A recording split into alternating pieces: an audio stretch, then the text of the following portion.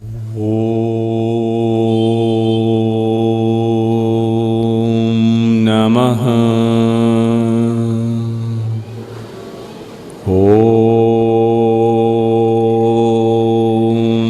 नमः।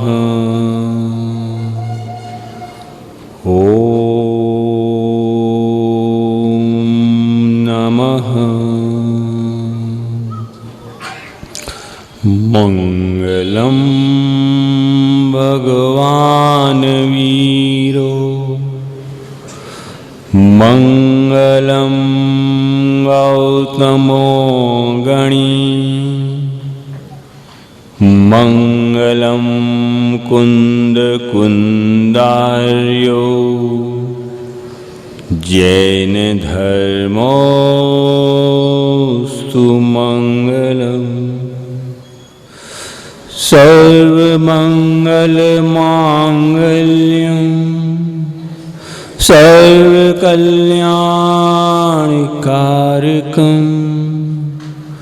प्रधानं सर्वधर्माणां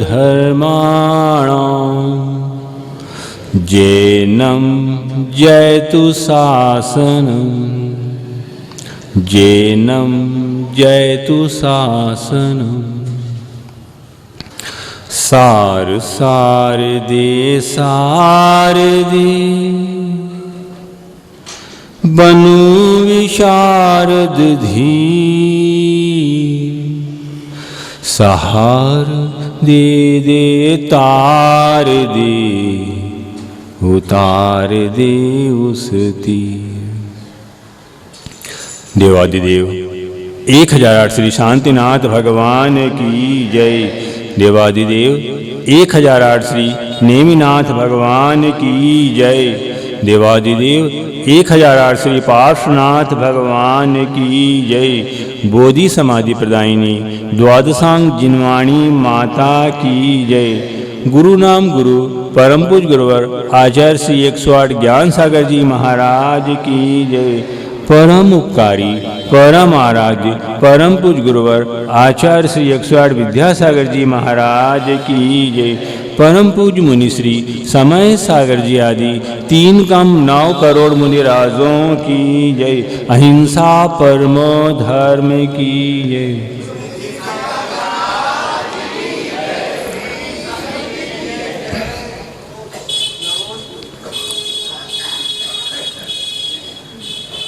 धर्म अनुरागी निकट भाव्य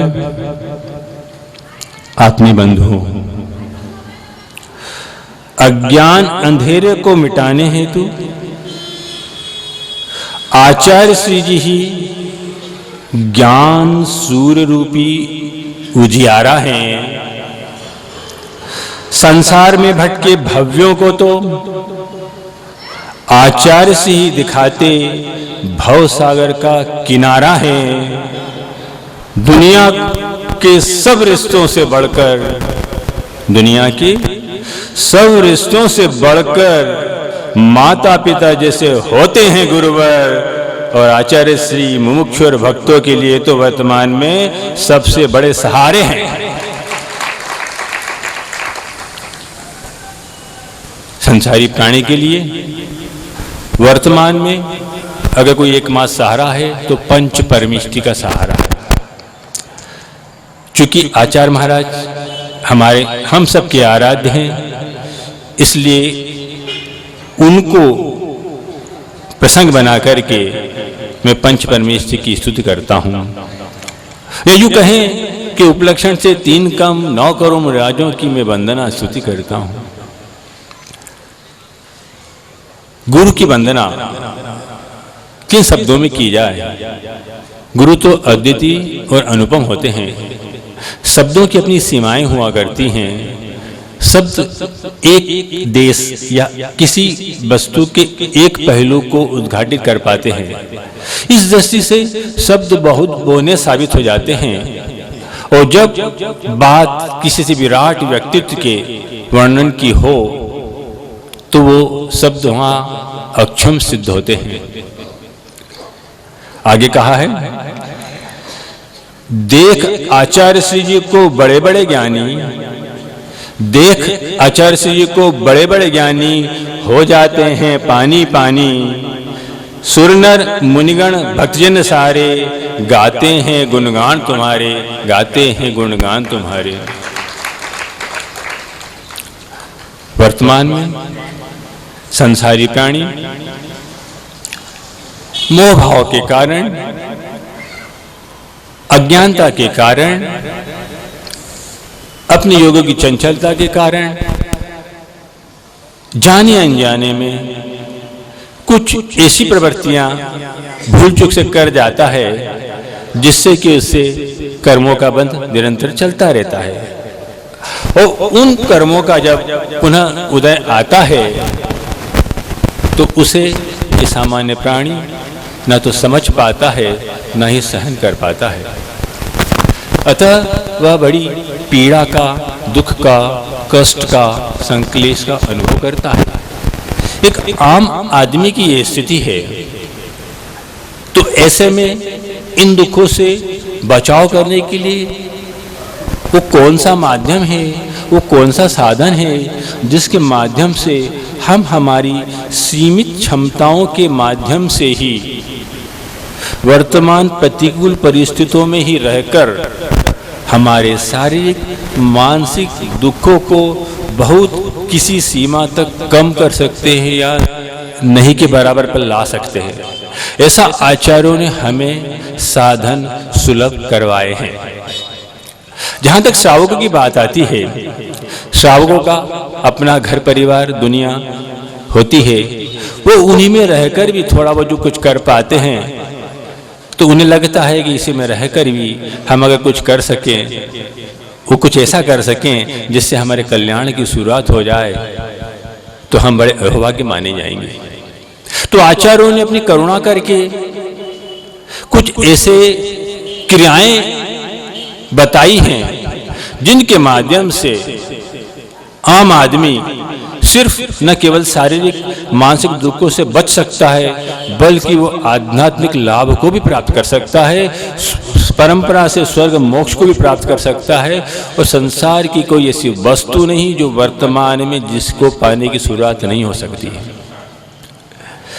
लेकिन समस्या ये आती है कि हम उस चीज के महत्व को पूरी तरह समझ नहीं पाते, या यूं कहें कि या तो कुछ अज्ञानता बीच में आ जाती है या फिर कुछ परिस्थितियां ऐसी होती है कि हम चाह के भी कुछ कर नहीं पाते हैं।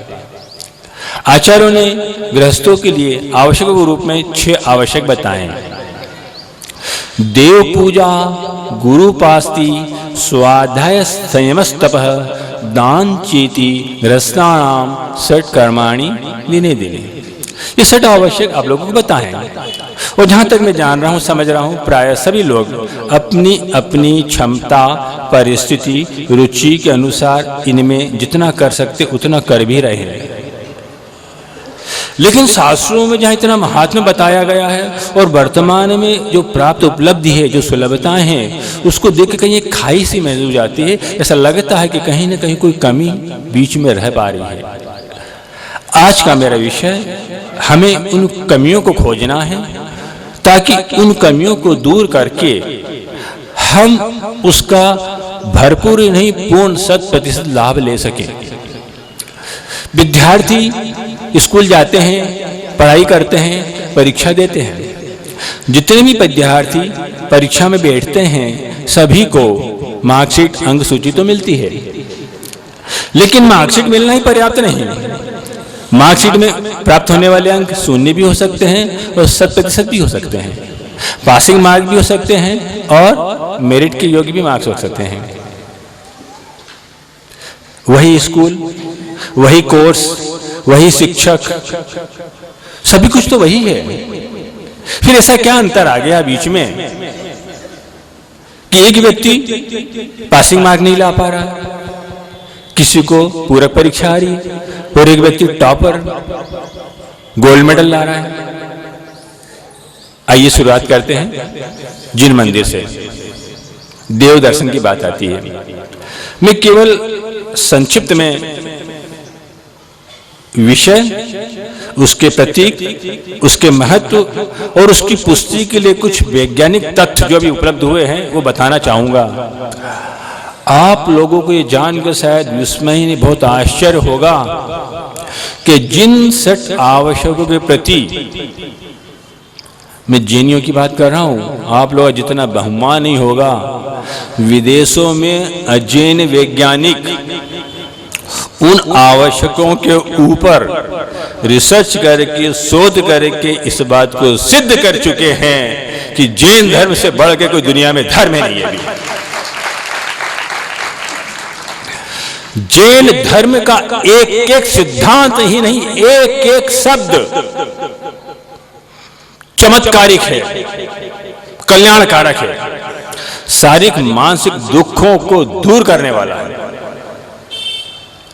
देव दर्शन की बात कहते हैं। ये मंदिर क्या है? ये सामान्य कोई एक बिल्डिंग है क्या? नहीं। देव दर्शन का इतना महत्व क्यों बताया गया?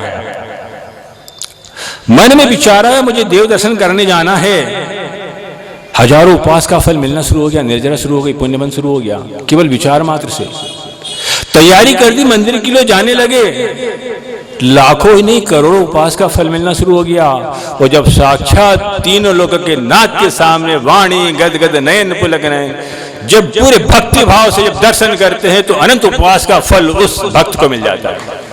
ये उसकी महिमा। मंदिर कोई साधारण चीज नहीं है। और इस बात की पुष्टि के लिए मैं वैज्ञानिक तथ्यों के आधार पर इस बात को रखूंगा आपके सामने। संक्षिप्त में भूमिका के तौर पे मंदिर क्या मानते हो आप? एक सामान्य भवन है, एक बिल्डिंग है, मिट्टी गारे का? नहीं, मंदिर साक्षात उस समोसरण का प्रतीक है जिसमें कि तीर्थंकर परमेश्वर विराजमान होते हैं, साक्षात। और ये कमाल है जैन दर्शन में स्थापना निक्षेप का। जो लाभ विदेश क्षेत्र में स्थित श्रावक लोग साक्षात तीर्थंकर भगवान के दर्शन करने से पुण्यबंध या निर्जरा कर रहे हैं, वही की वही निर्जरा पुण्यबंध यहाँ का श्रावक कर सकता है, कर रहा है। बल्कि इतना और कहूंगा कि वहां तो चूंकि चौथा काल वर्त रहा है, तो वहां तो चूंकि सब चाहेंगे सुलभ है, इसलिए वहां उनको जो पुण्यबंध हो रहा है उसको अगर एक मान ले अमान ले तो उससे 1000 गुना फायदा यहां होने वाले श्रावकों को हो रहा है। ये है इसकी महिमा। समोषण का प्रतीक है, क्योंकि भगवान का मुंह चारों ओर से दिखाई देता है, इसलिए समोषण में हम चारों ओर से दर्शन करते हैं, परिक्रमा वगैरह करते हैं। प्रतीक के रूप ले लें समोषण का प्रतीक। दूसरा यूं कहें चिकित्सालय का, हॉस्पिटल का। जैसे कि शारीरिक रोगों की चिकित्सा, मानसिक चिकित्सा चिकित्सालय में होती है, दुनिया का ऐसा कोई रोग नहीं है जिसकी चिकित्सा जैन मंदिर में नहीं हो सकती। ये उसकी महिमा है, अद्भुत महिमा है। जैन मंदिर की उपमा एक विद्वान ने जीवन बीमा निगम से कर दी। उसने जैन मंदिर जीवन बीमा निगम का हेड ऑफिस है। जैन धर्म कारपोरेशन है, जैन मंदिर उसका हेड ऑफिस है, आचार्य भगवान उसके चेयरमैन हैं, बड़े महाराज उसके डेवलपमेंट अधिकारी हैं और सारे मुनिराज उसके एजेंट हैं। व्रत नियम की पॉलिसियां हैं,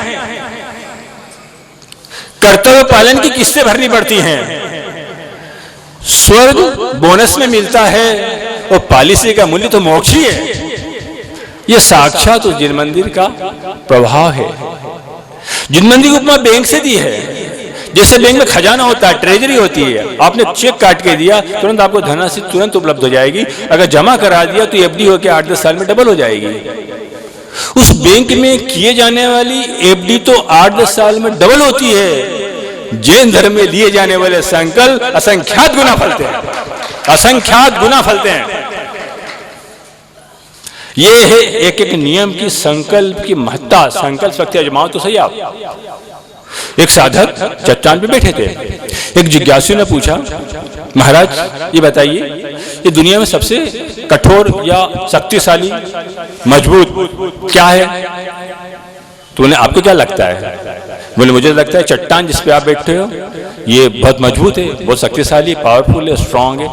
बोले नहीं, ये तो धन के प्रहार से टूट सकती है, इससे मजबूत तो लोहा हो जाएगा। तो बोले क्या लोहा ही सबसे मजबूत है? नहीं, लोहे से मजबूत तो अग्नि हो जाएगी, क्योंकि वो लोहे को भी पिघला देती है। तो बोले क्या अग्नि सबसे ज्यादा मजबूत है? बोले नहीं, अग्नि को तो पानी बुझा देगा। तो पानी, तो क्या पानी को सबसे ज्यादा मजबूत मान ले? नहीं, पानी को तो बादल उड़ा के ले जाते हैं इधर उधर। तो क्या बादल सबसे ज्यादा मजबूत हो जाएंगे? नहीं, बोले बादलों को उड़ा के तो हवा ले जाती है। तो क्या हवा मजबूत हो जाएगी? तो फिर उन्होंने अंत में कहा नहीं, इनमें से कोई भी चीज मजबूत नहीं है। अगर मजबूत है तो वह संकल्प शक्ति, विल पावर। संकल्प में वो ताकत है कि जिस समय आपने संकल्प लिया, द्रव्य क्षेत्र काल भाव में परिवर्तन प्रारंभ हो जाते हैं। संकल्प की महत्ता है, वैज्ञानिक पुष्टि दे रहा हूं मैं आपको। तो संकल्प में ऐसा क्या हो गया महाराज, हमको जो साता या सुख या दुख रूप जो निमित्त मिलते हैं, साधन सुविधाएं उपलब्ध होती है, तो कर्मों के आधार पर मिलती है। कर्म सिद्धांत तो ये कहता है कि जैसा हमारा कर्म का होता है वैसे कर्म मिलेंगे, वैसे निमित्त मिलेंगे, वैसा साधन मिलेंगे। बेशक इसी बात को मैं पुष्ट करूंगा कि सत्ता में, स्टॉक में हमारे पुण्य पाप, साता असाता रूप आठों कर्म विद्यमान है, लेकिन उसका उदय किस रूप में होगा ये द्रव्य क्षेत्र काल भाव के ऊपर निर्भर करता है। और अगर हमारे भाव में संकल्प शक्ति आ जाती है तो असाता साता में बदल सकती है और बदलती है। ये उस संकल्प शक्ति का परिणाम है। आदमी ठान ले ये नहीं होगा, नहीं होगा तो नहीं होगा, ये संकल्प शक्ति है। वैज्ञानिकों ने इस बात को सिद्ध किया है। पूछा गया, बोले क्या अणुबम सबसे ज्यादा विध्वंसकारी या पावरफुल है? नहीं, बोले विचार शक्ति। आदमी की सोच, जैसा सोचेगा बेशक प्रकृति में ही परिवर्तन आ सकता है। इसके प्रयोग हो रहे हैं। तो बात आती है संकल्प शक्ति की। वो संकल्प शक्ति में इतनी पावर कब आएगी? जब हम उसके प्रति श्रद्धान करेंगे, विश्वास करेंगे, आस्था करेंगे। सबसे जो कहना चाहिए हमारा जो शाश्वत सुख का जो मूल मंत्र है वो रत्नत्रय है। और रत्नत्रय की जो प्रथम सीढ़ी है वो सम्यक दर्शन। और सम्यक दर्शन की जो नींव है उसकी शुरुआत होती है आस्था से, श्रद्धा से। एक आम आदमी की आस्था श्रद्धा इतनी डावाडोल होती जा रही है कि वो उसका लाभ पूरा ले ही नहीं पा रहा है। अभी कुछ दिनों पहले की बात है, एक सज्जन आए, मैं स्वाध्याय कर रहा था, धीरे से पता ही नहीं चला दो बेंच उलांग के कब आ गए। महाराज जी नमोस्तु। मैंने सोचा होंगे, मैंने देखा नहीं स्वाध्याय करते। महाराज जी एक मिनट, क्या देखे? स्वाध्याय करे क्या देखे? महाराज जी एक बात पूछनी है। वो बोले जा रहे हैं, महाराज जी ये नमोकार मंत्र से बढ़ के कोई मंत्र है क्या? अब क्या जवाब दो उसको? क्या जवाब? जो व्यक्ति ये पूछ रहा है नमोकार मंत्र बढ़ के कोई मंत्र है क्या, उसको क्या जवाब दो? क्या समझेगा? कुछ नहीं, मैंने उपेक्षा कर दी, बैठ गया। वो ही बैठ गए, हाथ पैर अच्छे फैला के जपते देखे, जब तक सुनेंगे नहीं तब तक जाएंगे नहीं। तो मुझे लगा कि नहीं, इससे तो समय की बर्बादी होगी। 1 मिनट में इनको फ्री कर देते हैं, फिर अपन अपना काम करेंगे। मैंने उनको बताया कि वास्तव में महामंत्र क्या है। उनकी आंखें फटी की फटी रह गई, उनको विश्वास नहीं हुआ। पर ये ऐसा क्या? हाथ कंगन को फारसी क्या, पढ़े लिखे को फारसी क्या? ज्यादा कुछ करने की जरूरत नहीं है। आप केवल नमोकार मंत्र के पर्यायवाची नाम का ही स्मरण कर लो, आपको इसकी महत्ता पता चल जाएगी। अनादि निधन मंत्र कहा है इसको। अनादि मतलब इसका बिगिनिंग नहीं, बिगिनिंगलेस, एंडलेस, न जिसका आदि है ना अंत है। ये अनादि दिन अपराजित मंत्र है। ये वो मंत्र है जिसको दुनिया में आज तक कोई पराजित नहीं कर सका, हरा नहीं सका इसको। ये मूल मंत्र कहा है, बेस, फाउंडेशन स्ट्रांग, जैन धन की रीढ़ है तो वो नमोकार मंत्र है। महामंत्र कहा है, सबसे बड़ा अगर कोई मंत्र है तो महामंत्र है, मंगल मंत्र है। ऐसो पंच नमो यारो सब पाप प्रणाशनो मंगलाराम च सव्य सिम परमम हवै मंगलम। ये नमस्कार मंत्र सब पापों का नाश करने वाला, पापों का नाशक है। सब कर्मों का नाश करने वाला, कर्म नाशक है। सब मंगलों में पहला मंगल है, मंगलों का शिरोमणि है, मंत्रों का राजा है। इससे 84 लाख मंत्रों की उत्पत्ति हुई है इस नमोकार मंत्र से। तारण तरण है, जो भी इसका अवलंबन लेता है वो निश्चित रूप से आगम भरे पड़े हैं। पद्मरुचि सेठ ने बेल को सुनाया तो सुग्रीव बन गया, पद्मरुचि सेठ राम बन गए। जीवनधर स्वामी ने कुत्ते को सुनाया, वो यक्षेंद्र बन गया। रामचंद्र जी ने जटायु को सुनाया, वो देव बन गया। पार्षद भगवान का भी आता है, नागनागिन का। चारुदत्त ने जब 2 बकरे मकराना सन थे, रत्नदीप पे जब जाने की तैयारी, उनको नमोकार में सुनाया, देख लिया अब कुछ हो नहीं सकता है। उसके प्रभाव से वो कहाँ गए? देव चले गए।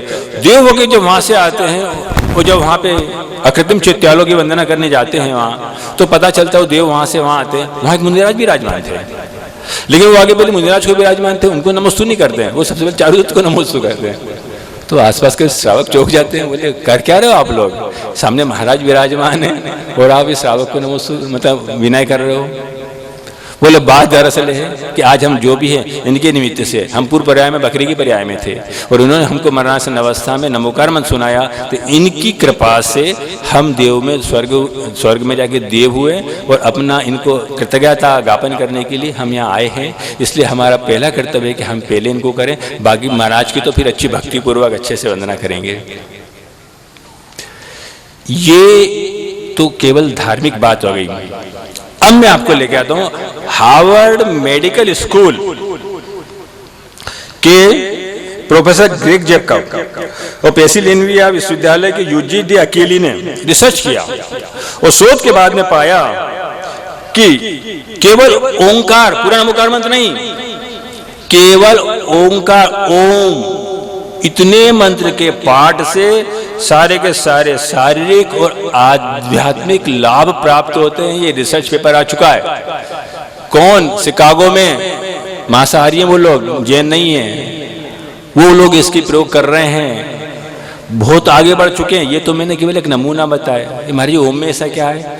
ओम हमारे पंच परमेष्टि के प्रथमाक्षरों का संयुक्त अक्षर है। हमारे पंचमेष्टि 5 होते हैं, अरिहंत, सिद्ध, आचार्य, उपाध्याय और साधु।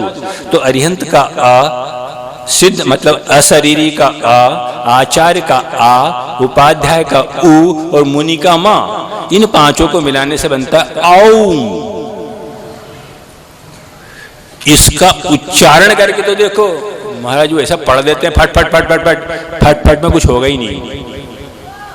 फट फट में इसलिए नहीं होगा कि हर जगह कोई भी चीज हो, हर चीज के विधि विधान है। तत्वार सूत्र के 7वें अध्याय में एक सूत्र आया था, विधि द्रव्य दात्री पात्र तद्विशेषा द्विशेषा। विधि की अपनी महत्ता होती है। आप खुद अभी वर्तमान में महसूस कर सकते हो। तुम्हारे आप बताओ तो फिर किसे करें? नमोकार के उच्चारण की 4 विधि वर्तमान में प्रचलित है।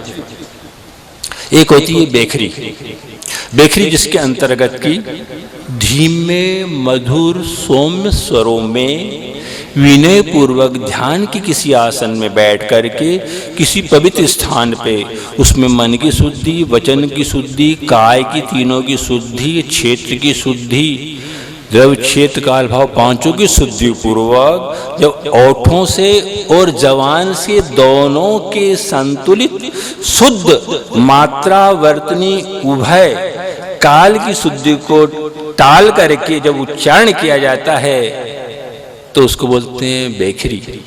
ये उच्चारण ग्रस्तों के लिए हो गया। इसके बाद में आता है मध्यमा।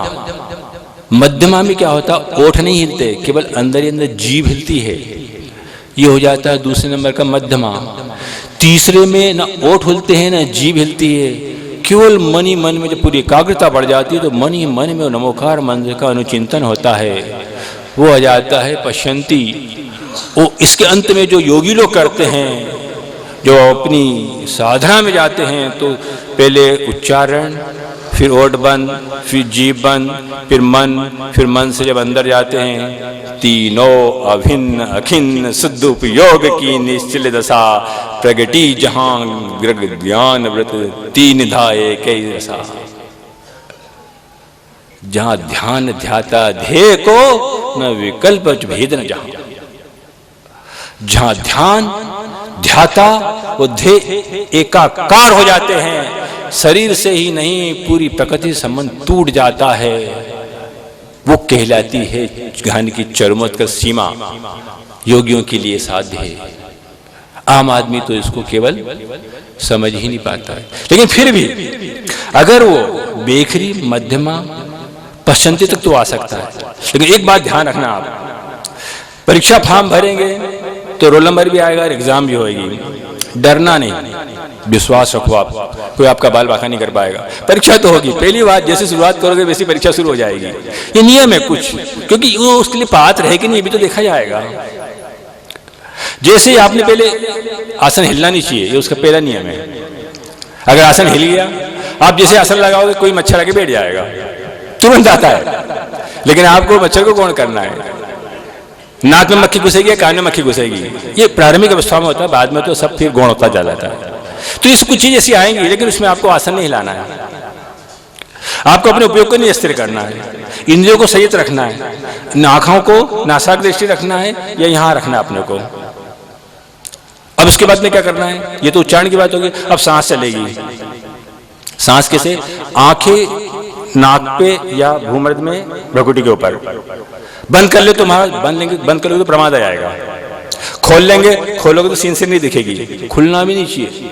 तुम्हारे उसमें सिर भारी हो जाता है, शुरू में होगा, फिर बाद में धीरे सब ठीक हो जाएगा। आंखों से पानी आ सकता है, आएगा, आ सकता है, शुरू में आएगा, बाद में फिर ठीक हो जाएगा। पर कितनी देर के लिए करें? 1 सेकंड से शुरुआत करो आप। पहले 1 सेकंड, फिर ब्रेक, फिर 2 सेकंड, फिर ब्रेक, फिर 3 सेकंड, फिर ब्रेक, बढ़ाते जाओ आप। फिर इसका आप आनंद लो। आप रोमांचित हो जाओगे, आप कल्पना नहीं कर पाओगे वो अलौकिक अद्भुतियां आपको इस वर्तमान पर्याय में हो जाएंगी। ये उस नमोकार मंत्र का महात्म्य है। संसार की कोई ऐसी समस्या नहीं जिसका इलाज नमोकार मंत्र में ना हो। जबरदस्त अद्भुत शक्ति है इसमें, एक एक अक्षर में। लेकिन इसकी विधि है। तुम्हारे ठीक कैसे करें? इसमें पहले इसको क्या है, एक नियम संकल्प पूर्वक किया जाता है कि मैं सच्चे देव सद्गुरु से, आचार्य महाराज या किसी बड़े महाराज के सानिध्य में पहले संकल्प लिया जाता है कि महाराज मैं एक माला का नियम लेता हूं। माला छोड़ो, आप एक कायोसर से स्टार्ट करो। मैं एक कायोसर करूंगा, लेकिन विधि पूर्वक। कैसे? आसन स्थिर, पांचों इंद्रियां स्थिर, आंखें नासाक दृष्टि। अब सांस, सांस कैसे? बाहर जाएगी, जाके अंतरिक्ष में चली गई। अब सांस आई, यहाँ से नाक से प्रवेश किया, यहाँ फेफड़ों में आ गई, फूला यहाँ तक, पेट फूलता हुआ नजर आएगा आपको। ये क्या हुआ? इनहेल, एक्सेल, सांस को अंदर लेना, छोड़ना। इस सांस को आपको देखना है। सांस की गर्मी महसूस होगी। जब बाहर सांस निकलेगी तो आपको गर्मी महसूस होगी, जब सांस अंदर आएगी तो ठंडक महसूस होगी। यहाँ से आपको स्टार्ट करना है। सांस को आती नमो अरिहंताणम। जब सांस अंदर ले रहे हो तो नमो अरिहंताणम, जब सांस छोड़े तो नमो सिद्धाणम, नमो आईरणम, नमो अध्ययनम। फिर नमो लोए में लेना है, वो नमो शब्द श्रवण में छोड़ना है। 3 श्वास में एक बार नमो मंत्र का उच्चारण होगा। मन में कोई आकुलता, कोई व्याकुलता नहीं। जितनी सौम्यता से करेंगे उतना आनंद, उतना रोमांच, उतना आह्लाद, उतनी खुशी, आनंद का खजाना भरा पड़ा है अंदर। महसूस तो करो आप। और ये मैंने कहा ना, डरना इसलिए नहीं कि शुरू में थोड़ा सकता है कि मक्खी मच्छर कुछ जीव की बाधा हो सकती है, लेकिन ये प्रारंभिक अवस्था में बाद में नहीं होती है। अब वहां से ऊपर हटा लीजिए। मान लो मच्छर ने काटा तो एक बार उसने डंक लगा दिया। मच्छर जब डालता है तब चुभन होती है, डालने के बाद तो उसकी चुभन नहीं होती है। उसको उड़ाओगे तो दूसरे का फिर बैठेगा, तीसरे का फिर बैठेगा। आप उड़ाओगे, आपका उपयोग वहां जा रहा है। आप उड़ाओ मत। मच्छर कितना है? आधे ग्राम का। उसका पेट कितना है? 1 mm का भी नहीं होगा। कितना पिएगा? 1 ओस का कण भी नहीं पी पाएगा। पी लेने दो ना, 6 लीटर का खून है हमारे यहाँ, क्या फर्क पड़ता है? कमी कभी नहीं होगी। ये शरीर का नियम है कि जिसमें से कितना भी खून निकाल जाओ, मात्रा कभी कम नहीं होती है। हाँ, आरबीसी जरूर कम हो जाते हैं, वही 15 से लेकर 1 महीने में पूरे हो जाते हैं। ये शरीर का नियम है। अब क्या होगा? ये आपका परिचर्या की निर्जरा शुरू हो गई। असंख्यात गुनी निर्जरा, एक एक समय में 1 सेकंड के असंख्यात समय। आप सहन तो करो उसको। आप एक बात और बताऊंगा आपको, हमारी मलेरिया हो गया तो चिंता मत करो। आप पहली बार जब मच्छर काटेगा आपको अनईजी फील हो सकता है। अगली बार जो बैक्टीरिया छोड़ के जाएगा आपके हमारे बॉडी में एक आरबीसी, डब्ल्यूबीसी भी होते हैं, व्हाइट ब्लड सेल होते हैं। वो व्हाइट करते हैं, फाइटिंग का काम करते हैं, रोग निरोधक क्षमता काम करते हैं। तो वो जितने बैक्टीरिया छोड़ के जाएगा वो उसको अटैक करेंगे और अगले ही सेकंड में हमारे शरीर में ऐसी क्षमता आ जाएगी कि अगली बार वो एक मच्छर क्या, 2 मच्छर भी क्या, 4 मच्छर भी काट लेंगे, आपको मलेरिया नहीं होगा, क्योंकि शरीर ने अपने आप को एडजस्ट कर लिया। ये विज्ञान है, इसके प्रयोग हो चुके हैं। तो शरीर की प्रतिरोधक क्षमता बढ़ती जाती है। पहले 1 मच्छर सहन करने लायक होगा, फिर 4 मच्छर, फिर 8 मच्छर, फिर एक छोटा सा प्रसंग प्रासंगिक है, इसलिए मैं आपको बताना चाहूंगा, बहुत रोमांचक है, आनंद भी आता है। हम लोग शायद अमरकंटक जा रहे थे बिहार करते हुए, परासिया की बात होगी शायद, छिंदवाड़ा से जाने का था, लेकिन कुछ किसी कारणवश रूट चेंज करके कामठी वगैरह से जाने का प्रसंग आ गया, तो बीच में परासिया पड़ता था। अब समाज के परिवार के साथ 2-4 परिवार होंगे, तो अब जिस भी परिस्थितियाँ रही हो, सूचना नहीं मिल पाई होगी, थोड़े लेट से आए, वो पहुँचते 7, 5, 5:30 बजे अंधेरा होने को था। तो भाई संग आया भी, कहाँ ठहराना है, एक धर्मशाला थी, उन्हें खोल दी। महाराज ये है क्या है? कुछ नहीं महाराज, ये पूरा हाल है, एक कमरा, 2 कमरे थे, बोले 2 कमरे हैं और एक हाल है। कोई बात नहीं, देखा तो 1 सेंटीमीटर की धूल की परत वहाँ पे धर्मशाला में पड़ी थी, 7-8 महीने से खुली नहीं होगी। छत पे देखा तो मकड़ी के जाले वगैरह सब, पर अब देखो पूरा, कोई बात नहीं, निर्जन स्थान में कही है, कोई बात नहीं।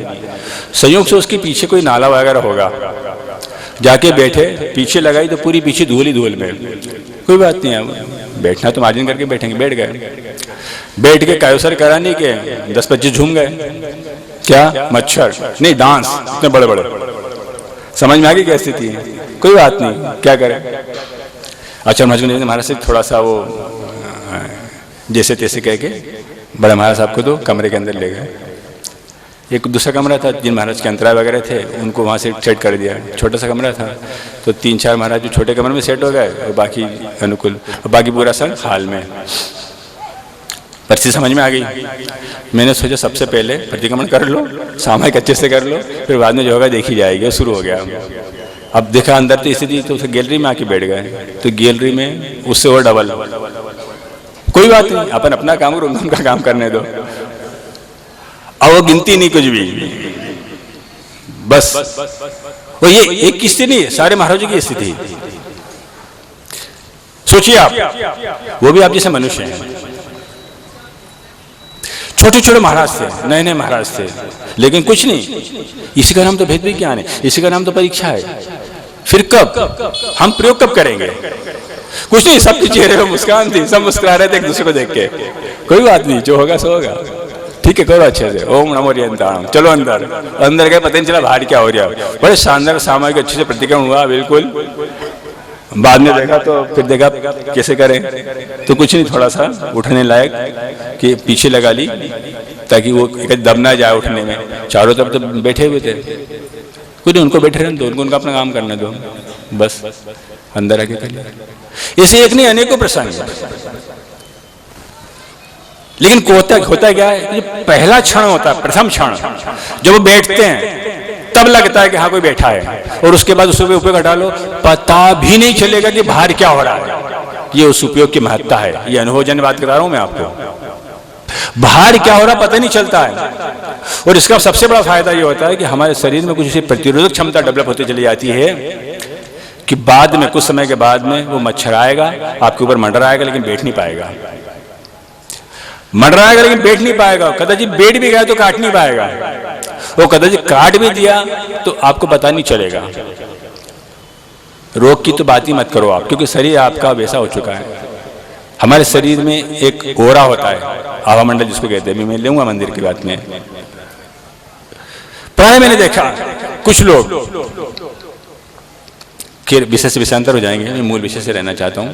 तो कहना का आशय इतना कि नमोकार मंत्र, अनादिनिधन मंत्र, महामंत्र, तांत्र मंत्र, सब मंत्रों का राजा है। इसको अपनाइए आप, आपके जीवन में क्रांति आ जाएगी, कायाकल्प हो जाएगा। एक महामंत्र, मेरे पास सूचना है, कुछ लोग इससे सर्प का विषय उतार रहे हैं, कुछ लोग इससे बड़े बड़े इलाज कर रहे हैं, अजैन मुस्लिम भाई। लेकिन पूछा मूल में क्या है, बोले यही है, विदेशों से कुछ आए, मैंने एक बार पहले भी उल्लेख किया था, 7,000 रुपये फीस ले रहे हैं, वो ट्रेनिंग दे रहे हैं, हीलिंग की, चिकित्सा की दे रहे हैं। मूल में एक पूछे क्या है, दो शब्द, एक ओम और रीम। ओम और रीम के माध्यम से वो चिकित्सा कर रहे हैं। विदेशी लोग चिकित्सा कर रहे हैं। सोचिए आप, विदेशों से भारत में आ रहे हैं, भारत वालों से 7,000 रुपये लेके जा रहे हैं, ओम रीम का महत्व बता के जा रहे हैं और वो करवा रहे हो, रिजल्ट आ रहे हैं। ये केवल बीजाक्षर हैं। आगे बढ़ते हैं थोड़ा सा। संसार में थोड़ा सा रोचक बनाने के लिए बीच में दूसरा प्रसंग ले लेते हैं। एक बार क्या हुआ कि एक मेला लगा हुआ था, बहुत बड़ा मेला था, जगह जगह स्टॉल लगे थे, थिएटर्स थे वगैरह वगैरह, सब सभी खाने पीने की सामग्री, सुगंधित सामग्री, पांचों इंद्रियों के विषय भरपूर। मेले ठेले में जो होता है आपको पता ही है, संक्षिप्त में बात करूंगा। एक थिएटर था, उसमें खाने पीने का भी सामान था, सारी सुविधाएं वहाँ होती, और वहीं कुछ गीत संगीत नृत्य वगैरह के भी प्रोग्राम थे। लेकिन क्या हुआ कि मेला बहुत बड़ा था तो बहुत सारे थिएटर लग गए। अब कंपटीशन शुरू हो गया, प्रतियोगिता शुरू हो गई। अब प्रतियोगिता शुरू हो गई तो कुछ तो हाउसफुल जाने लगे और कुछ खाली जाने लगे। क्यों? क्योंकि जहाँ भीड़ बढ़ गई तो देखने में आया कि जिनके रेट कम थे वहाँ भीड़ बढ़ गई। अब कुछ मिनिमम चार्ज तो होना चाहिए। अब जो जिनके पास स्थान कम था वो लोग परेशान होने लगे, बोले देखो इनने पूरी सारी व्यवस्था है, सारी भीड़ वहाँ जा रही है, वो खूब कमा रहे हैं, हाउसफुल जा रहा है, हमारे यहाँ खाली जा रहा है, क्या करना चाहिए? अब परेशान, खाली बैठे, कर्मचारियों को तो वेतन देनी पड़ेगा। अब बड़ी परेशानी, क्या करें? उनका छोटा सा लड़का था, छोटू, वो पाठशाला जाता था। पिताजी उससे बात की, बोले बेटा तुम्हारी पाठशाला में कोई ऐसा बताते नहीं है कि ये इसका कोई समस्या? बोले हाँ बताओ समस्या क्या है। बोले ये समस्या है कि कोई आ ही नहीं रहा है, वो सब जा रहे हैं, पड़ोसी क्या जा रहे हैं। अरे इतनी छोटी सी बात, कल से आज से बोले आपका हाउसफुल जाएगा, ठीक है। बोले एक बोर्ड बनवाओ, प्रवेश निःशुल्क है। एक बोर्ड बना दिया, प्रवेश निःशुल्क है, वो कम से कम दरों पे दे रहा है। उसी के बाद में मेन गेट पे जहाँ एंट्री थी वहाँ लगा दिया प्रवेश निःशुल्क है, सुविधाएं सारी जो मेले में उपलब्ध हैं। बस फिर क्या था, लाइन लग गई, फिर तो सब हाउसफुल, सब खचाखच, पे रखने के लिए जगह नहीं। हो गया काम, सब अंदर गए, पूरा प्रोग्राम हो गया। जो 2-2.5 घंटे का प्रोग्राम था सारा हो गया। अब बाहर आने लगे, गेट पे वो लड़का खड़ा, उसे पापा जी गेट बंद कर दो, और यहाँ पे वो टिकट काउंटर, वो टिकट वाले को बिठा दो टेबल लेके, और यहाँ पे बोर्ड लगा दो प्रवेश निःशुल्क, प्रवेश तो निःशुल्क है लेकिन निर्गमन नहीं, निर्गमन के चार्ज हैं। प्रवेश तो निःशुल्क है लेकिन निर्गमन नहीं। आप आ चुके हो, आपने आनंद ले लिया है ना, अब बाहर जाना है कि नहीं जाना है? जाना है ना, टिकट लो और बाहर निकलो। ये संसार किसी मेले से कम नहीं है। यह पांचों इंद्रियों के विषय से भरे पड़े हैं कि आम आदमी को लगता है कि मुझे सब फ्री में मिल रहे हैं, सहज उपलब्ध है, इसलिए भोग कर लो, जितना करना हो कर लो। और भोग करने के चक्कर में उलझता चला जाता है। भोगों को खुजली की उपमा दी, जितना खुजाओगे उतना मतलब पीड़ा देंगे। भोगों को बंबई की मिठाई, गुड़िया के बाल क्या बोलते हैं, दिखने में बहुत सुंदर लगती है, खाओगे तो कुछ आनंद ही नहीं आएगा। लेकिन ये सब स्थिति, इसकी पोल कब खुलती है? जिंदगी का रहस्य समझ में आता है जिंदगी गुजर जाने के बाद। जिंदगी में तो समझ में नहीं आता, आदमी भोग ही भोग में लगा रहता है। और जब सारी जिंदगी गुजर जाती है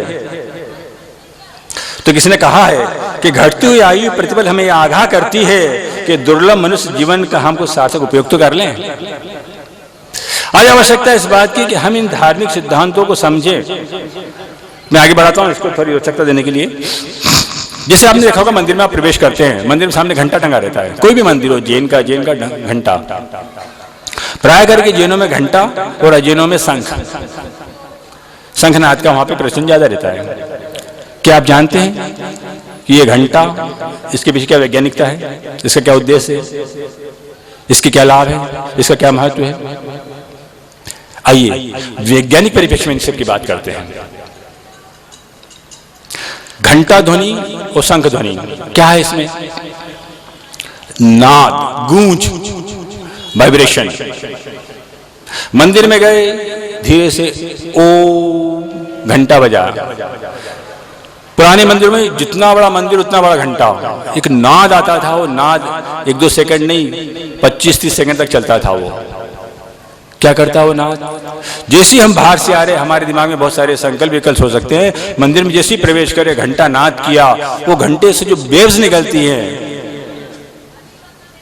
रेज निकलती हैं, क्या कहेंगे उनको?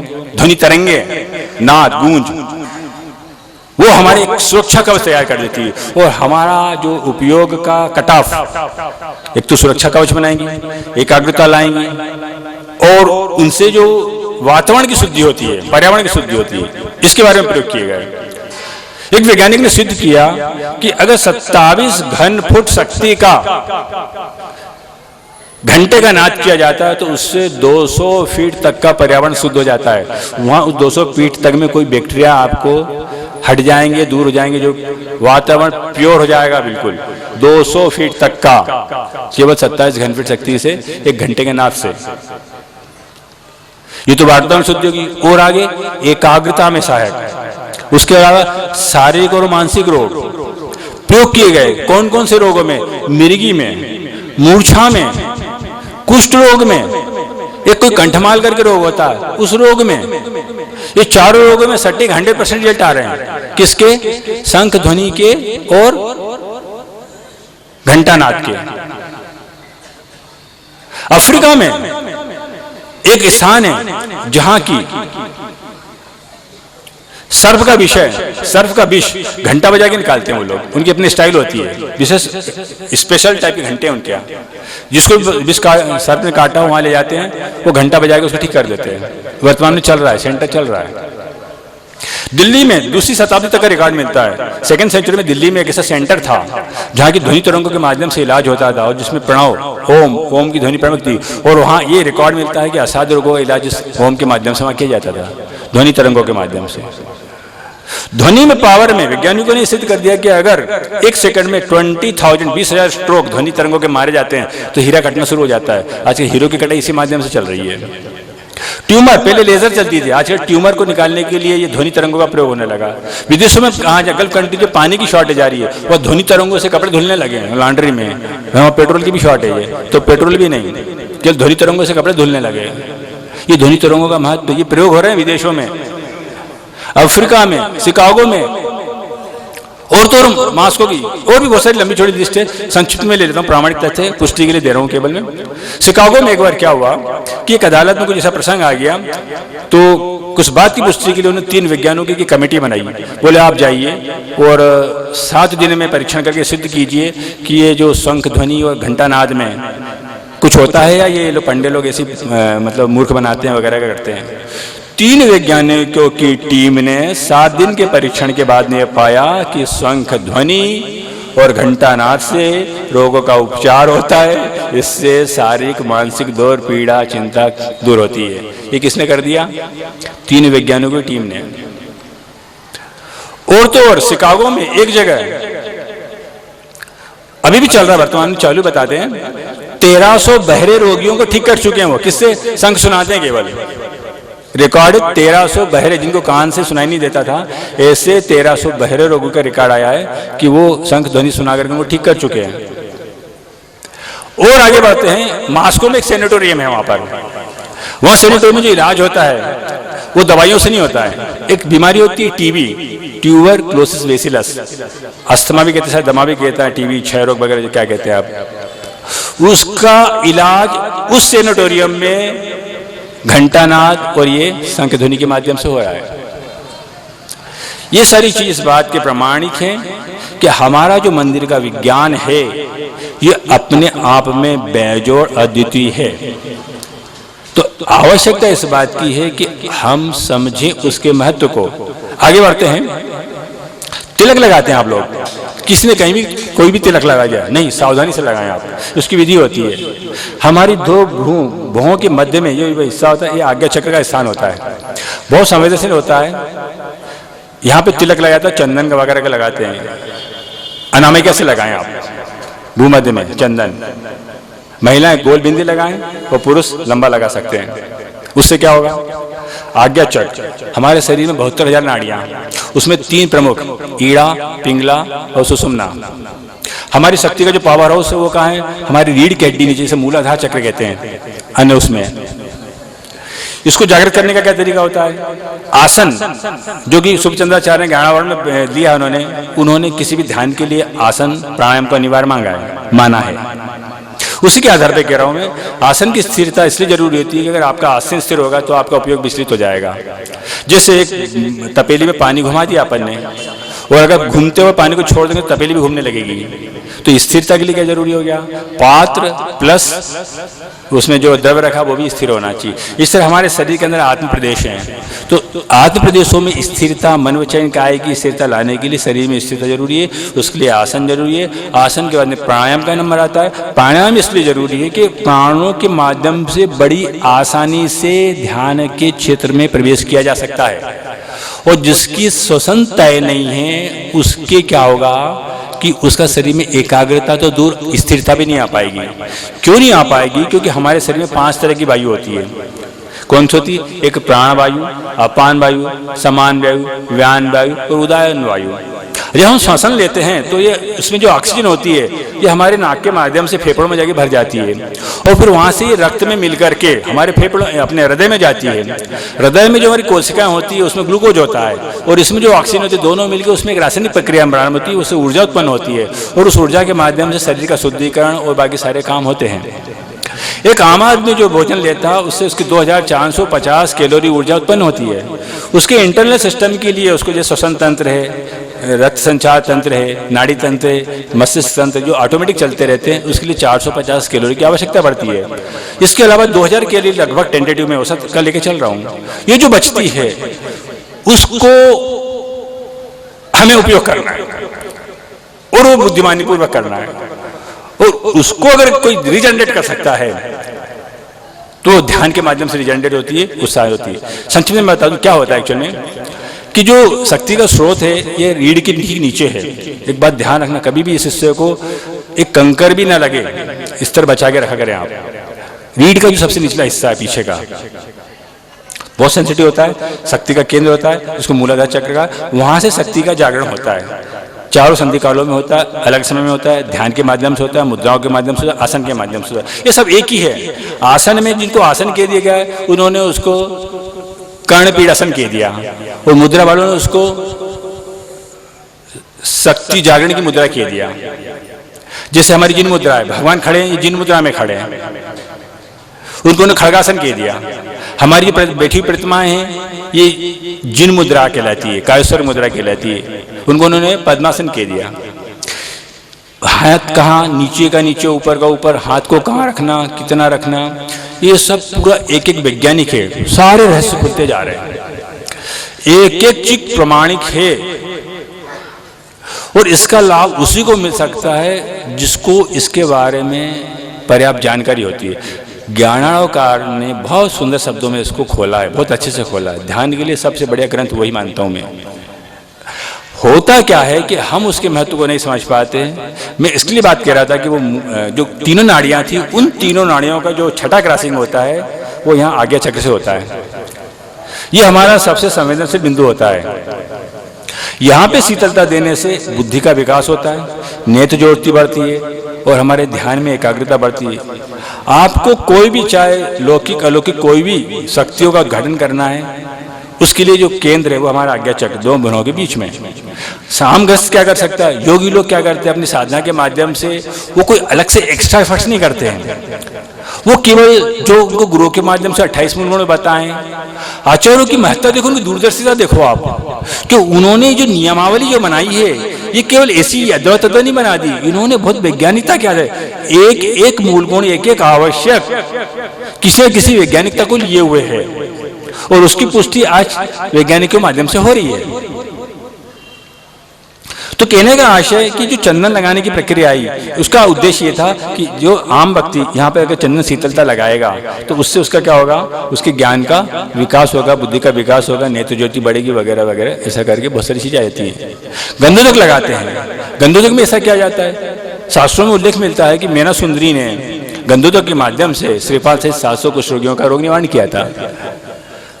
तो ऐसा गंधोदक में ऐसा क्या आ गया तो उसके ऊपर रिसर्च हुई तो ये पता चला कि पूरे ब्रह्मांड में कॉस्मिक एनर्जी भरी पड़ी है, वो ठसाठस भरी पड़ी है, जिसको कि हमारा आगम वर्गणाओं के रूप में जानता है।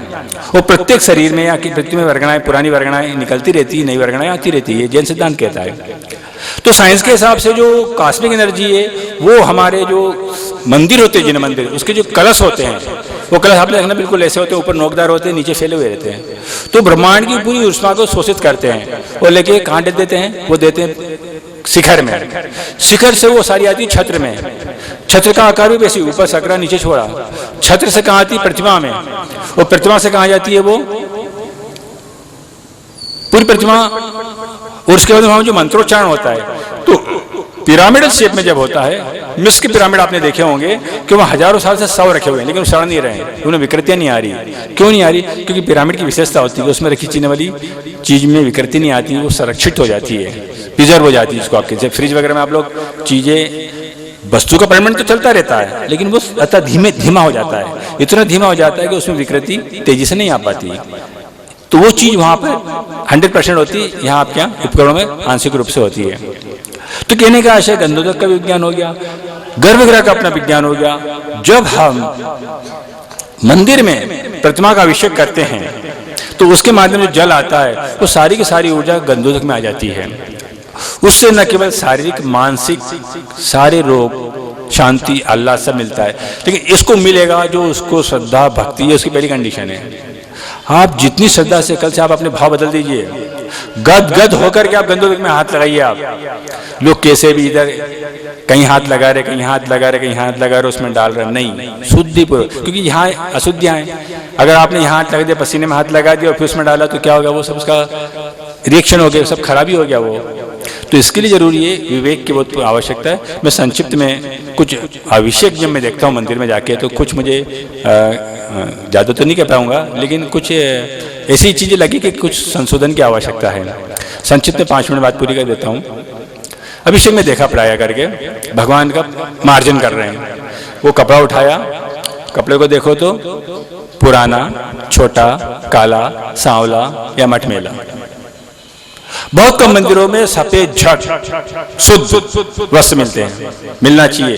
भले आपको 3 दिन में चेंज करना पड़े, 2 दिन में चेंज कीजिए, लेकिन शुद्ध होना चाहिए। आप भगवान का मार्जिन कर रहे हैं, 3 लोगों का नाथ मार्जिन कर रहे हैं, जिनके यहाँ देवों ने घर में आने के पहले 16 महीने तक 14 करोड़ रत्नों की वर्षा की, उसकी भगवान कर रहे। देखिए तो आप सोधर्मित कुबेर को आज्ञा दे रही है, जाइए आप, वैराग्य तो बाद में लेंगे अभी आप। वो आत्मा जो भविष्य में तीर्थंकर बनने वाली है, अभी बनी नहीं है, उसके लिए सोने की अयोध्या बनाई जा रही है, सोने का महल बनाया जा रहा है, 84 खंड का महल बनाया जा रहा है, 14 करोड़ रत्नों की वर्षा 15 महीने तक हो रही है। ये बहुमान भगवान का। पहली बात, कपड़ा थोड़ा ठीक रखे, दूसरे फटकारी मारते, जैसे कार साफ कर रहे हैं या दुकानदार लोग कपड़ा दुकान साफ करते हैं, नहीं, फटकरी मारना है। वहां सूक्ष्म जीव हो सकते हैं, होते हैं, बहुत आहिस्ता से मार्जिन करें। आंखों को आंख मान के करें। कई बार ऐसा लगता है घिस देते हैं। एक बार तो कहीं बाहर देखने में आया था कि पर्यूषण में मार्जिन कर रहे थे तो ईंट ले आए कहीं से, वो नींबू ले आए। प्रतिमाएं पुराने के 2-4 साल से साफ नहीं हुई होंगी, कुछ लोग नहीं, अब 2-4 साल से नहीं, साफ होना चाहिए। परत जम गई थी तो कोई ईंट से घिस रहा है, कोई नींबू से घिस रहा है। एक बाल्टी लिया तो बाल्टी में सारी प्रतिमाएं इकट्ठी कर दी। ये अविनय है, अविवेक है। बहुत विवेक की आवश्यकता है। भगवान की आंख है, उसको आपने स्थापना नीचे से भगवान बना दिया और भगवान तुल्य हो गए हैं। प्रतिमा नहीं रही है, वो भगवान साक्षात भगवान हो गए हैं। वही काम करें जो विधि के साक्षात तीर्थंकर कर रहे हैं। तो क्या होगा, आंख को आंख माने, कान को कान माने, नाक को नाक माने। आंख का जल इतने आसानी से, इसी सावधानी से निकाले। मानो अपनी आंख में कोई तिनका चला जाए कोई, तो कैसे निकालते हैं कि रगड़ ना लगे, ऐसा जल पोंछा जाता है।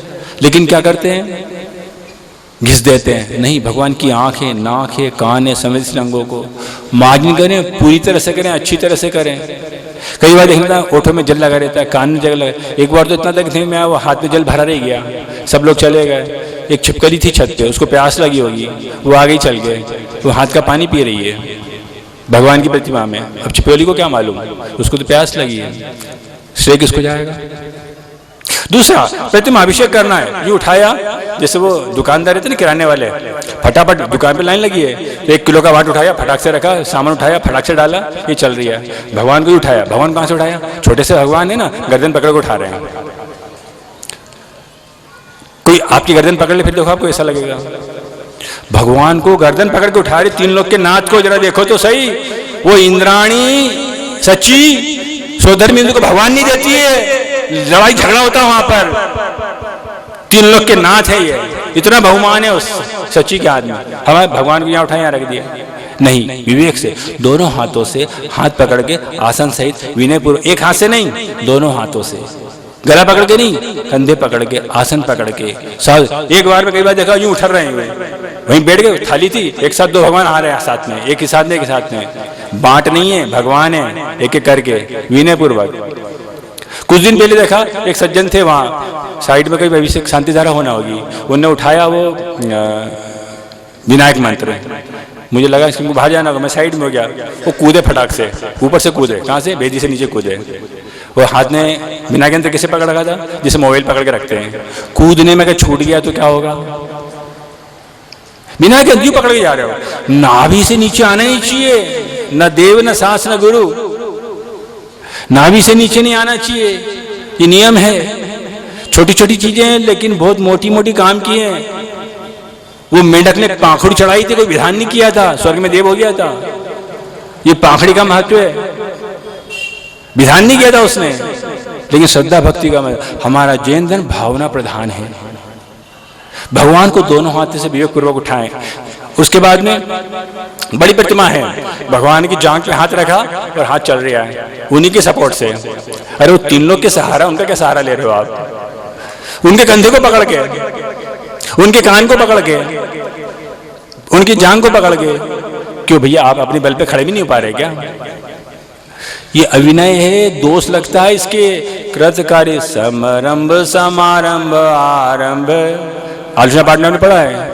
कृतकारित अनुमोदना, संभ्रम समारंभ आरंभ, मन वचन काय और क्रोध मान माया लोभ, 108 तरह के पाप लगते हैं, पाप लग रहे हैं। बहुत सारी प्रतियोगिता परीक्षाओं में रिजल्ट आता है तो माइनस मार्किंग हो जाती है। अटेम्प्ट कितने किए? 50, मार्क्स कितने आए? -25। क्यों? जितने सही करे 10, गलत कर दिए 40, माइनस मार्किंग हो गई। माइनस में मार्किंग हो रही है। कहीं आप देखें, कहीं ऐसा ना जाने अंजन हमसे माइनस मार्किंग हो रही हो। बड़ी प्रतिमा को, फिर बड़ी बड़ी प्रतिमाओं के सबके अभिषेक नहीं होते हैं, क्षरण होता है। फिर उठाते हैं सावधानी से, विवेक से, लाके रख दिया, ऐसा पटकते हैं, वो आसानी कांप रही है। जिस सिंहासन पे रखा, सिंहासन की एक टंग छोटी है, सिंहासन हिल रहा है। वो थाली में रखा, थाली ऊंची नीचे हो रही, क्योंकि पाइप लगा है। उस जिस पाटे पे रखा, बाजूटा हिल रहा है। जिस टेबल पे रखा, टेबल की एक टांग छोटी है। ये सब क्या है? भगवान हिल रहे हैं। अगर भगवान हिलते रहेंगे तो आप स्थिर रह पाओगे क्या? ये छोटी छोटी चीजें लेकिन बहुत अनमोल हैं। जो मेरिट स्कॉलर होता है ना, वो आधे आधे पाव मार्क्स बचाता है, तब जाके मेरिट बनती है। 60% लाना तो आसान है, लेकिन 100% लाना वही ला पाता है जो 1/4 मार्क्स को बचाता है। हर जगह विवेक, अभिषेक, शांति धारा कहाँ कर रहे हैं, कैसे कर रहे हैं? बाल्टी उठा के ले गए पहले, फिर बाद में वो उठा के ले गए, पता चला तब तक वो 150 ml वही टपक रहा है, गंदोदा की टपक रहा है। भैया एक कटोरा दूसरा लगा दो, आपको शिफ्ट करना है। टेबल साथ में जा रही है, सिंहासन भी साथ में, पूरा वो हिल रहा है, वो साथ में। गिर जाए, कर जाए, कुछ हो जाए, क्या होगा? गंदोदा फैल जाए तो। ये कभी प्रसंग में आया था, एक सासू जी थी और एक बहुरानी थी। तो अब हो गया कुछ जल्दीबाजी में, अचानक किसी ने घी ला के रख दिया और बहुरानी को ध्यान नहीं रहा, तो थोड़ा पेड़ लगा। पुराने घड़े आते थे, वो घड़ा था, घड़ा ही फैल गया। अब उसमें 10-12 किलो घी होगा, वो पूरा घी फैल गया। पुराने ज़माने में ये गोबर से लिप के रखते थे, अब घी सब खराब हो गया। अब जितना भी जैसा भी हो पाया होगा। सासू जी सामने बैठी थी, समझ गई कि थोड़ी जल्दीबाजी हुआ। बहू ने बिल्कुल हाथ जोड़ के ओम नमः, मन में नमोकार मंत्र पढ़ने लगी वो कि सासू जी के चेहरे में मुस्कान आ गई। सासू जी अपने काम में लगी, बात आई गई होगी। अगले दिन की, कुछ दिनों के बाद की बात है, अचानक फिर क्या हुआ, वो नौकर आया कुएं से पानी लेकर के कि इसमें पानी है, इसमें बिलछानी है, ये है करके बता के चला गया। फिर दूसरी बहू से गलती हुई और टल्ला लगता है, वो बिलछानी जमीन में फैल जाती है। सासू जी को देखो तो चेहरा तमतमा गया, एकदम लाल सुर्ख, मुंह से शब्द नहीं निकल रहे। बहुत तुमने क्या कर दिया? बड़ी बहू थी वो, छोटी ने घी फैला दिया, उसको कुछ नहीं कहा आपने। वो मेरे से बिलछानी थोड़ी सी फैल गई, पानी है ये तो। बहुरानी पानी नहीं है, इसमें असंख्यात जीव है, जीव। ये है जैन धर्म का सार, ये कहता विवेक। एक बूंद पानी में 36,450 जीव तो वैज्ञानिक गिन चुके हैं, असंख्यात जीव होते हैं, हो सकते हैं, होते हैं। कई जगह आता है गांव को जलाने का पाप लगता है। अब हमारे यहाँ पानी कैसे आता है? बिलछानी कौन डालता है? कड़े वाली बाल्टी किसके पास में है, किसके पास में नहीं है, कितने बजे छानते हैं, कितने बजे निकालते हैं, कितने ऊपर से डालते हैं, क्या करते हैं, ये मैं चर्चा का विषय नहीं बनाना चाहता। समझदार को इशारा काफी होता है। हम महाराज सब कर रहे हैं, छठों आप से पाल रहे हैं, हमारे जीवन में समझदारी क्यों नहीं आ रही है? मैंने देखा जिनके जीवन में एक नियम विवेक से पड़ रहा है, वो आदमी जमीन पर रह ही नहीं सकता। उसकी सफलता के पहिए लग जाएंगे, वो उड़ेगा आदमी। उसको कोई उसकी सफलता कोई रोक नहीं सकता, उसकी प्रगति कोई रोक नहीं सकता। भले एक छोटा सा नियम पाल रहा है, लेकिन ईमानदारी से पाल रहा है, नियम से पाल रहा है। संक्षिप्त में प्रसंग तो काफी हैं, वैज्ञानिक तथ्य भी काफी थे। मूल मेरा कहने का आशय इतना है, हम थोड़ा करें लेकिन अच्छा करें, आंशिक करें। कोई ये नहीं कहता आप विधान करो, आप एक पूजा कर रहे हैं, एक पूजा करो, अच्छे से करो, भक्ति से करो, मन वचन की शुद्धि पूर्वक करो। नहीं महाराज वो अज्ञानता। तो जब हम सारी दुनिया के लिए तो इतना समय दे रहे हैं, दूरदर्शन में घंटों समय निकल जाता, पता नहीं चलता, तो क्या 5-10 मिनट हम विवेक के लिए? कितनी विधि है? 2 पेज की विधि है, 2 दिन में, 1 दिन में, 4 दिन में हम 1-1 पेज भी पढ़ेंगे तो 4 दिन में पूरी हो जाएगी। किसी ने कहा है धार्मिक संस्कारों के गुलशन आजकल सूने व वीरान हो गए हैं। अश्लील फिल्में, पत्र पत्रिकाएं नई पीढ़ियों के ग्रंथ व पुराण हो गए हैं।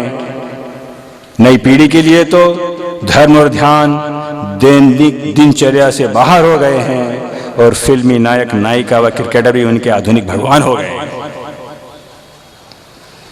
समय नहीं है, नई पीढ़ी को समय नहीं है, क्योंकि सारी आइडियोलॉजी चेंज हो चुकी है, उनके आदर्श, उनके रोल मॉडल सब चेंज हो चुके हैं, उनको फुर्सत ही नहीं है। वैज्ञानिक वहां संघर्ष कर रहे हैं, 5-5 हजार रुपए की नौकरी के लिए हैदराबाद जा रहे हैं, बेंगलोर जा रहे हैं, 15-15 हजार नौकरी के लिए पूना जा रहे हैं, बंबई जा रहे हैं, प्लस माइनस निकालो तो हाथ में खाली। इतना श्रम वहां किया जा रहा है, किस लिए? वी आर इंडिपेंडेंट, हम स्वतंत्र हैं, हम स्वावलंबी हैं, हम अपने पैरों पर खड़े हैं। ठीक है, धर्म करत संसार सुख, धर्म करत निर्वाण, और धर्म पंथ साधे बिना। आवश्यकता इस बात की है कि हम धर्म के महत्व को समझें। धर्म करत निर्वाण सुख, निर्वाण की प्राप्ति धर्म से हो सकती है, वो धर्म के अंग हैं। छोटे से छोटा धर्म में कोई नियम करना छोटा होता है ना कोई बड़ा होता है, सब नियम की अपनी महत्ता है। आवश्यकता है पूरी श्रद्धा, पूरी भक्ति और साथ में विवेक। थोड़ा करें, अच्छा करें, डरे नहीं, हड़बड़ाए नहीं, घबराए नहीं। कोई भी काम पहली बार करते हैं ये स्वाभाविक होता है, मुझे डर लगता है। मत डरो भैया, मत डरो। क्यों डर रहे हो? देव शासकों से डरता है क्या? डरने की चीज है क्या? तो कोई भूत तो भयंकर तो है नहीं, वो ना उनके सिर पे सिंह लगे हुए हैं। नहीं महाराज, वो कई बार डर लगता है, होता है। कोई भी नई चीज जब करेंगे तो कंपन आएगा। कंपन क्यों आएगा? कि अगर आप जरूरत से ज्यादा सोच रहे हैं उस चीज के बारे में, कंपन आएगा। ये उसका नियम है। ये मस्तिष्क का जब भी हमारा मन बहुत ज्यादा डीपली सोचने लगता है किसी चीज के बारे में, तो माइंड के जो न्यूरॉन का सेल होते हैं बहुत ज्यादा वाइब्रेटेड हो जाते हैं। तो उसके बाद में या तो आपके हाथ के उंगलियां पैर कांपेंगे या पैर के पंजे कांपेंगे। उसको रोक दो तो घुटने ही लेंगे।